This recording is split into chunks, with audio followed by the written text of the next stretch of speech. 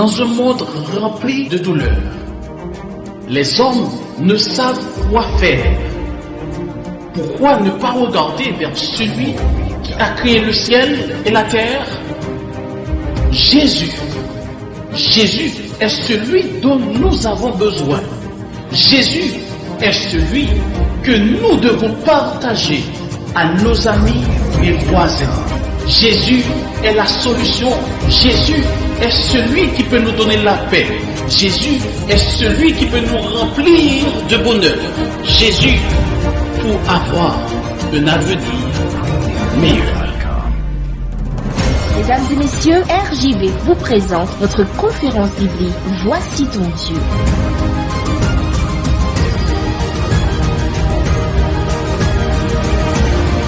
Avec nous, chers amis, Pasteur Pierre Witchis. Chers amis auditeurs et internautes, nous sommes très heureux de vous avoir à notre conférence qui a pour thématique Voici ton Dieu. Depuis quelques jours, nous développons le message des trois anges. Aujourd'hui, nous sommes arrivés au troisième message du troisième ange et nous allons lire ensemble Apocalypse 14, versets 9 à 12. Et un troisième ange suivit en disant d'une voix forte: si quelqu'un adore la bête et son image et reçoit une marque sur son front ou sur sa main, il boira lui aussi du vin de la fureur de Dieu, versé sans mélange dans sa coupe de sa colère. Et il sera tourmenté dans le feu et de soufre devant les saints anges et devant l'agneau. Et la fumée de leur tourment monte au siècle des siècles. Et ils n'ont de repos ni jour ni nuit, ceux qui adorent la bête et son image, et quiconque reçoit la marque de son nom. C'est ici la persévérance des saints qui gardent les commandements de Dieu et la foi de Jésus. Je vous invite à prier avec moi. Éternel notre Père, tandis que nous allons méditer ensemble sur ta parole qui donne la vie. Éclaire-nous, Seigneur, et aide-nous à comprendre ce que tu as à nous dire et à la mettre en pratique. Fais-nous grâce au nom de Jésus. Amen. Le message du troisième ange, chers amis, est un avertissement fort contre l'adoration de la bête et son image. Le verset 9 nous dit: si quelqu'un adore la bête et son image. Notre Père Céleste, dans un ton rempli d'amour, envoie cet avertissement urgent qui peut être très effrayant pour ceux qui ne sont pas dans une relation intime avec le Dieu créateur. La nature de l'Antichrist et le non-respect de la loi de Dieu par la bête a été clairement révélé dans le message du deuxième ange comme une contrefaçon de l'adoration du vrai Dieu. Chers amis, l'image de la bête est révélée par une application de la loi humaine qui contredit ce que dit la loi de Dieu dans les 10 commandements, Exode 20, versets 1 à 17. Reçois une marque. La marque de la bête est la marque de son pouvoir. Peut-être la chose la plus audacieuse, le changement le plus révolutionnaire que l'Église ait jamais expérimenté au 1er siècle. Le jour saint, le sabbat a été changé du samedi au dimanche. Non pas à partir des directives de Dieu, mais plutôt par un système qui décide de changer le jour d'adoration de Dieu qui a été établi dès la fondation du monde. Genèse 2, versets 1 à 3, chers amis. Ainsi furent achevés les cieux et la terre et toute leur armée. Dieu acheva au 7e jour son œuvre qu'il avait faite, et il se reposa au 7e jour de toute son œuvre qu'il avait faite. Dieu bénit le 7e jour, et il le sanctifia, parce qu'en ce jour, il se reposa de toute son œuvre qu'il avait créée en la faisant.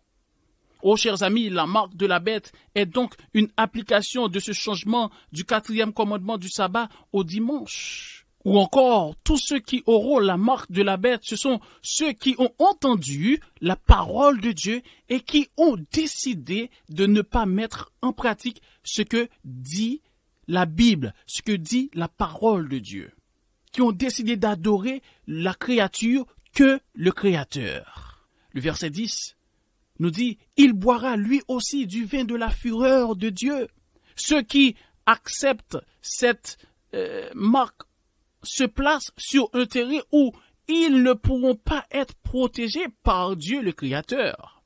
La colère de Dieu est le retrait de son esprit des rebelles. Ils sont laissés sans protection et tombent directement sous le contrôle de Satan et de sa puissance destructrice. Chers amis, ceux qui acceptent avec joie la parole de Dieu et la mettre en pratique recevront le sceau de Dieu et seront sauvés pour l'éternité. Mais ceux qui rejettent la parole de Dieu et son esprit recevront la marque de la bête et subiront la colère de Dieu. Ceux qui seront sauvés seront à l'intérieur de la ville, la nouvelle Jérusalem, et les perdus seront à l'extérieur. Apocalypse 21, verset 2 nous dit, « Et je vis descendre du ciel, d'auprès de Dieu, la ville sainte, la nouvelle Jérusalem, préparée comme une épouse qui s'est préparée pour son époux. » Dieu veut que nous soyons tous, chers amis, dans cette ville qu'il est allé préparer pour nous. Jean nous dit que Dieu est allé préparer une place pour chacun d'entre nous, chers amis. C'est ici la persévérance des saints. Ce test difficile demande de la patience de la part du peuple de Dieu, de tous ceux qui acceptent la parole, la Bible.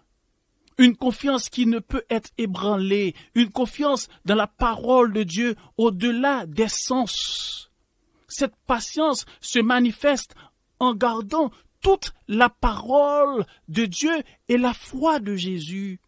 Ce choix, chers amis, est décrit dans Apocalypse 13 et 14. L'adoration est au centre de ces versets. Adorons-nous le Créateur ou les dieux de notre propre conception?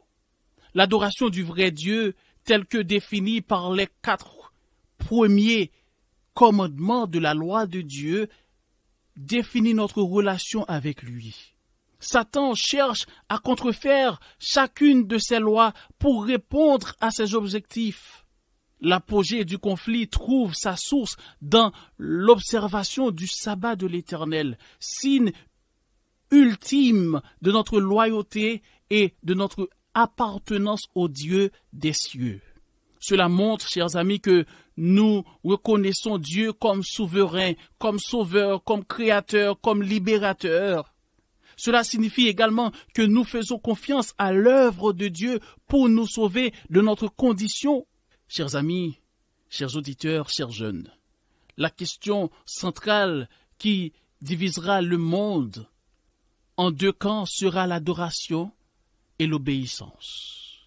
Apocalypse 14, versets 6 et 7 et versets 9 à 12. Cette question d'adoration va forcer tout le monde à faire un choix. Satan, à travers la bête, émettra un décret de mort pour tous ceux qui n'adorent pas l'image de la bête. Apocalypse 13, verset 15.